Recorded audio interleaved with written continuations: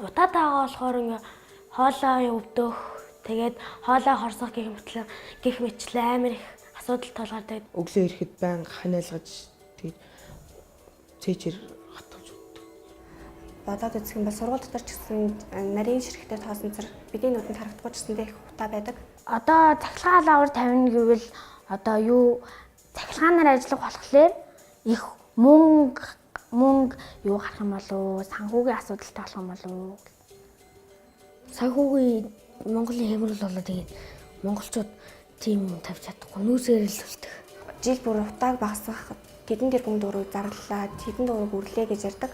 Гэхдээ энэ яг бодит амьдрал дээр энэ үр дүнд харагддаг учраас энийг яг бодитоор авч үзээч тэгэхгүй тэгээд утаан жил бүр ихсээр байгаа. Сүүлдээ Монголын хүн ам ингээд утаанаас ихэнх нь ингээд ихэнх хүчин утааны өвчлөө утаанаас болоод өгч байгаа болохоор тэгээд Монголын хүн ам өөхөд дуусгаар л утаагаа арилгах юм уу?